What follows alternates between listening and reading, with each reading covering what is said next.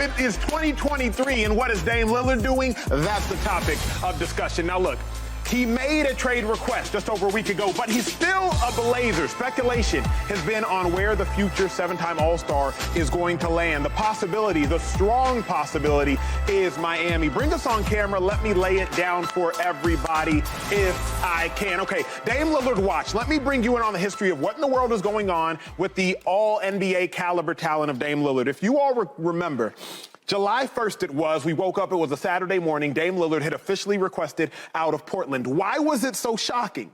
Because if anybody has kept up with Dame Lillard, superstar Dame Lillard, you recall it was August 8th of 2020 where Dame Lillard truly professed his loyalty and really made fun of Paul George, if you can see in the Twitter, talking about, yo, you running from the grind. Oh. Dame Lillard had always said he wanted to stay in Portland. Well, fast forward a little less than 3 years later. That's Dame Lillard's response to Paul George, as you can see. Fast forward a little less than 3 years later. Now Dame Lillard wants out of Portland because, Joy, he really wants to win a championship, realizing Portland's not the place to do it. What's so fascinating, a little more than an hour ago, general manager Joe Cronin, GM of the Portland Trail Blazers, he said, if it takes months to deal Dame Lillard, it takes months. If it takes months, it takes months. He's not in a rush. Joy, you've been watching this situation very, very closely with a keen eye. Do you like how the Dame Lillard trade request has been handled? Yeah, I like it. I don't think it's as hostile as I think fans are thinking it is, because it's not happening overnight. But these things take a little bit of time. I mean, recall, we just went through something extremely similar, except for the fact that there was way more drama with Aaron Rodgers, who requested a very specific place. And we were like, well, you know where he wants to go. This should be done this weekend. And it took a little bit of time, because there's still a deal that has to be made. Yeah. Even if someone says, I want to go to this specific place, and there's not a long list, and the team is trying to honor that request while also doing the best that they can by them, those two organizations still have to talk and sort that out. And so does Dame. So these things take a little bit of time. I know on our ends, it's where the anxiety kind of starts to build. Where's the answer? Is he really leaving? Yeah. Are they starting to fight? I don't think that's the case. I think Dame has been obviously very vocal about wanting to be there, very vocal about what he wanted to say there, and now he feels like he's ready to move on. We'll see if the organization honors the request in the way that puts Dame in the right position, but so far, I don't really believe it's gotten that hostile. Yeah, it's not contentious, and it's more posturing than anything else. Damian wants to go to Miami, is trying to figure out like how he and his agent can make that happen. And the Portland Trail Blazers are trying to figure out how do we replace the face of our franchise and move forward, right? And so Joe Cronin say it could take months, like we're not in a hurry, is basically saying like we're going to wait, like DeAndre Hopkins, we're going to wait for the best offer, right? Like we're not in a hurry, and they're not. Now, the reality is, when you are changing out the face of your franchise, and when you are the Miami Heat and you are playing for a championship or looking to get back to the finals, you need to know sooner rather than later. This is not something that you want to go into training camp trying to figure out. So there is a sense of urgency on both sides' part to get this done. But if I'm out there selling my house, I certainly don't want to say, yeah, listen, I got another place, and so I got to get this done in 2 weeks. You just go, hey, the house is available, but what's your best offer? Well, I respect Dame Dollar, because Dame Dollar, he has not came out and really acted a fool. You know what I mean? It's not been a bunch of crazy stuff on Twitter. He ain't went on podcasts and talked crazy and all that. He hasn't really acted a fool, right? And I truly believe the GM knows that. Right, he knows that, hey, Dame ain't gonna go out there, he ain't blocking us on Twitter, he ain't gonna go out there and act a fool, so we got a little time. He's handled this as a class act, and that's what Dame Lillard has been in Portland since he's got to Portland, you know, but this is clearer and clearer every day. You have to do what's best for yourself as a player, because the organization is going to do what's best for them. If I was the organization, this is how I would handle it. I'm not just going to give Dame Dollar up for something because I'm like, hey, he's been top-notch in our organization. I'm just going to give him up for some pennies or something just so he can hurry up and get on what he got to. No, I'm trying to rebuild my team if I'm going to let Dame Lillard out, you know, and I got to make sure I'm going to get the right stuff that I'm trying to get for Dame Dollar, whether it's picks, whether it's players, whatever it is I'm trying to get. But as a player, you have to do what's best for yourself because the organization going to do what's best for themselves. Isn't what's best for yourself, though, sometimes acting a fool? Because though we always chastise guys for doing so, and I will be the first to admit it, most notably, most recently, I remember Kyler Murray. Remember Kyler Murray scrubbed all the Arizona Cardinals accolades and all of that from the social media. But then Kyler Murray became the second highest paid quarterback in the National Football League a little less than 2 months later. I think about James Harden. James Harden, was he putting on pounds? Was he cutting pounds? Was he wearing a fat suit? We literally were debating if James Harden was wearing a fat suit during pregame warm-ups. But lo and behold, he did get to Brooklyn, ended up going to the playoffs. Meanwhile, the Houston Rockets were one of the worst organizations in all of basketball. Jalen Ramsey, if you recall when he was with the Jacksonville Jaguars, acted a complete fool. Many Jacksonville Jaguars fans might say, but Jalen Ramsey, $100 million and a Super Bowl later, got what he wanted out of things. To your point, brilliantly stated, Dame Lillard has not been acting a fool, Joy. He hasn't. But from what I have seen in studying pro athletes in the last 5 years and what it takes to get out of Dodge when you want to get out of Dodge, sometimes, or when you want to get paid, reference of Kyler Murray, sometimes you have to act up and act out to get where and what you want. I just don't think it's at that point yet.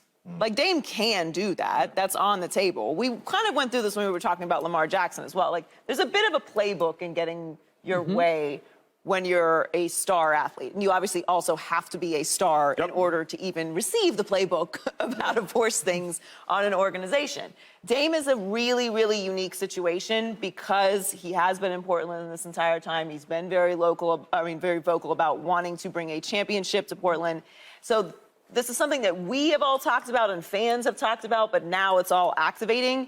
I just don't think it's been long enough to get to a point where the hostility needs to happen. Obviously, that's the next page. Like, things don't start moving. Okay, all right, well, let's start drumming some stuff up. But I don't think we're there yet. I also don't think he can afford to.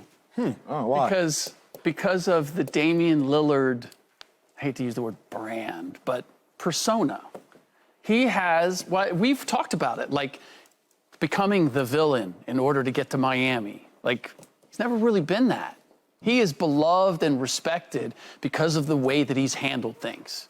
Contrary to the way almost every other star player has. Where they've forced the issue, where they have played the fool, or they've just made their demands over the top. They've utilized their leverage in a very direct way.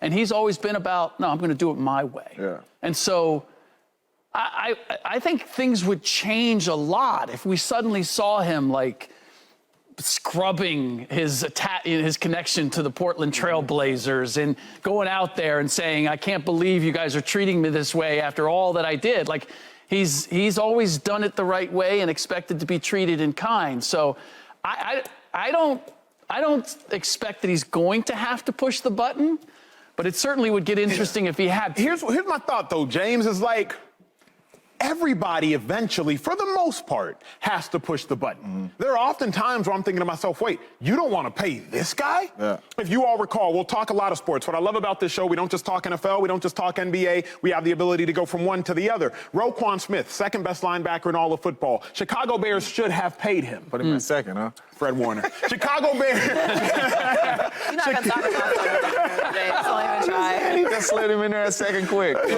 Chicago Bears should have paid him. Roquan Smith held into camp last year. If y'all were paying attention to the National Football League, one of the best linebackers in all the ball, he went every day to the facility, didn't practice. Bears were like, hey, with all due respect, we're not paying you. That's Roquan Smith. Roquan Smith ends up getting $100 million from the Baltimore Ravens. Reason I say that is, James, every organization, regardless of how much they love you, as you have said, they love themselves first. Don't you think eventually Dust will have to get kicked up, or do you think he can ride the good guy approach? No, I think Dust, eventually, if this plays out, like Joey said, it's early still. But if this does drag out, I think Dust is going to have to get turned up a little bit. But knowing Dame, how Dame has handled this situation, number one, I think he's never really wanted to leave Portland. And now it's kind of like, you know what I mean? He's super loyal there. He never really just wanted to leave like this. But now he's looking at it like, okay, it's time to go. But at the end of the day, Dame Lillard has been super loyal to Portland. So for me, I think if any of the Dust gets turned up, I think it'll be in-house. I think Dame will walk up in them offices and say, bruh, y'all better get this stuff done, and it need to get done now. Whatever, house for sale, this and that, I want out, but I think it'll be in-house. I don't ever think we'll see Dame Lillard come on social media, act a fool, go on people's podcasts, TV shows, whatever, and act a fool. I think this will be something that Dame and his agent will handle in-house because that's always how Dame been. He's not going to come out there as a selfish player. Joy, you made a really good point earlier. I want to elaborate on that point before we have to go to break. You brought up Aaron Rodgers. I think that it's a parallel worth noting. What's fascinating about that Aaron Rodgers demanding out of Green Bay, wanting to go to New York, that one organization, what's fascinating about that is the Jets desperately needed a quarterback, and the Packers had a backup quarterback that was a first-round pick quarterback who they traded up to acquire. Yeah. The Heat do not desperately need Dame Lillard. They've been to 2 NBA Finals in the last 4 years without him. If they want to win it, they need him. Sure, but it's not like the Jets, right? It's not as desperate. Meanwhile, the Trailblazers don't really want what the Heat have to offer. Trailblazers, last I read on reports, want 4 first-round picks and 2 starters. So it's not as symbiotic a request as Jets. Okay, y'all have an extra quarterback? We need a quarterback? Great. What do you make of the fact that, like, the Heat don't really need Dame, and the Trailblazers don't really need Tyler Hero and whatever else the Heat might have to offer? Like, how can this land well, given all that information? I don't think it is an exact parallel. There's a lot of nuance to the Green Bay Aaron Rodgers situation that does not align with what went on with Like Dame. it was contentious. Yeah, it was contentious, and there was a lot of drama for a couple years. People were fired, people were cut, people were paid, slightly overpaid to come back. Like there was a lot that went on there. So it's not an exact parallel. But the point that I bring up when I talk about Aaron Rodgers is that there was one location that he wanted to go play at. He wanted out. He said one team. That limits the market, obviously, for the Green Bay Packers to make deals. And it took a little bit of time to get done, even with that being the case. Like, you would think, okay, it's one team. All right, they're not, like, popping up with new players. Yeah. How many deal, variations can we do here? And it usually gets cut off at, one extra pick or whatever, and then they figure it out. I do think that there is something to not wanting to step fully into the villain role, to not do everything that we've talked about, kicking up a lot of dust. I do think he'd try as much as possible to handle it in-house. But let's not act like the Blazers don't have some things at risk here as well. Like, for the moment, Dame is still Damian Lillard. And if they make it so that this becomes incredibly contentious, they're going to catch some strays as well. It's not all going to be, oh, Dame's the bad guy trying to get out of Portland. Like, we're not like, all like super high on Portland. Like, the Packers, okay. Like, Packers can be like, all right, you remember we had a guy before you that we did quite well with. You remember we're title town. Like, that. Portland's not doing all that. So there's a lot of extra nuance here with how this is all going to work out that's in the best interest of everyone to do it before it gets contentious. Subscribe here to get the latest from Speak, and go watch a few segments from our other shows on FS1.